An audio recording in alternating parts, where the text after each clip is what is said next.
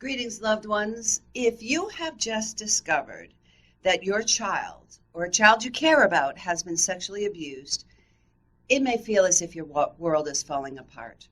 But there is hope. Other caring adults have been where you are, and today we continue our series on caring for sexually abused children. Help us get these messages out. Please subscribe to our channel, follow us on Facebook, Instagram, and Twitter.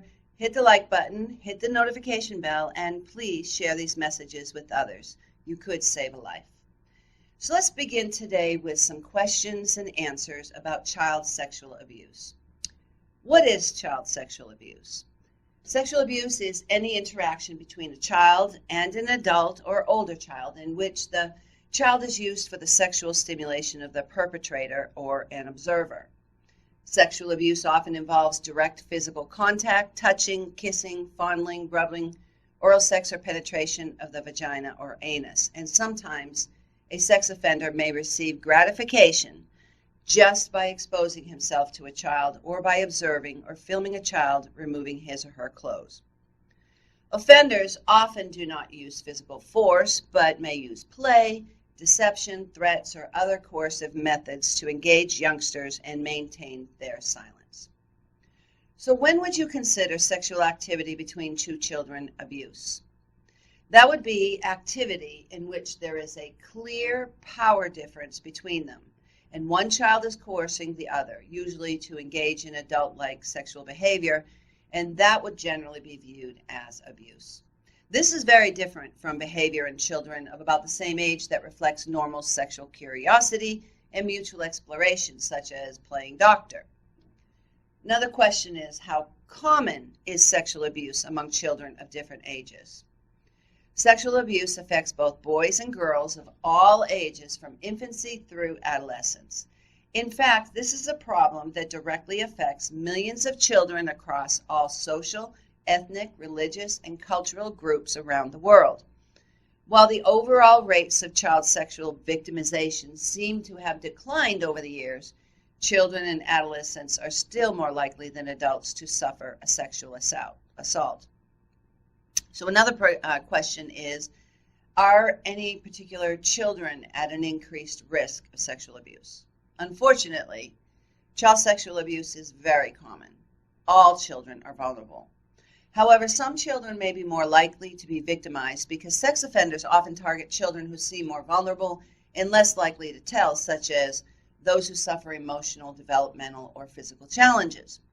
And research suggests that sexual abuse is even more common among these children. Another question is, who are the most common aggressors? The majority are male, although a small percentage is female. Sexual offenders are not dirty old men or strangers lurking in alleys. More often, they are known and trusted by the children they victimize. They may be members of the family, such as parents, siblings, cousins, or non-relatives, including family friends, neighbors, babysitters, or older peers. There's no clear-cut profile of a sexual offender. Some offenders were sexually abused as children, but others have no such history. Some are unable to function sexually with adult partners, and so they prey on children, while others also have sexual relations with adults. Child sexual abuse is so hard for most people to comprehend that we want to believe it only happens when an offender is under the influence of alcohol or drugs. But that's not usually the case. Very frequently, abusers are repeat offenders, and a significant percent are adolescents. Prevention is the key. So is there any way to prevent abuse? There are many actions that we can take as a society and as parents to reduce the prevalence of child sexual abuse, although it is probably not possible for any parent or caring adult to guarantee a child's protection. Child sexual abuse is a problem that breeds in secrecy, so simply speaking openly and publicly about it will enhance efforts at prevention. It is critically important to educate our children. They need to know that their bodies belong to them and that they don't have to go along with everything an adult tells them to do.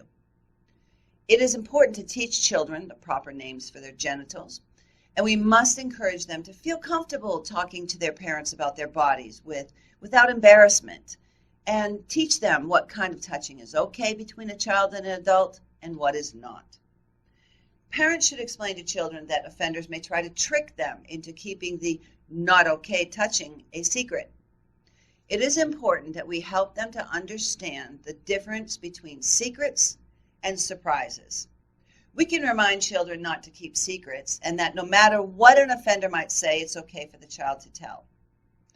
Finally, when children are brave enough to disclose sexual abuse, it is so important that we respond by doing everything we can to protect them, enforce the laws against the aggressors, and offer effective medical and mental health care.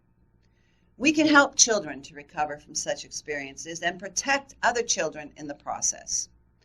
According to the CDC, over half of all children in the world, that's 1 billion children ages 2 to 17, experience violence every single year.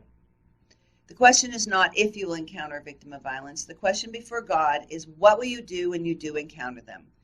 You could be the person who saves a life. Micah 6:8 says, He has showed you, O man, what is good. And what does the Lord require of you? To do justice, love mercy, and walk humbly with your God. You are called. We are all called to be champions for justice. There is a way out.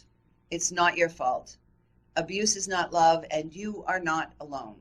If you are suffering violence, reach out to someone today. If you find yourself in a dangerous situation, call 911 for help. And if you know of a child or other person suffering violence, tell the authorities. In our next episode, we will continue talking about how to care for sexually abused children. Until then, God bless you.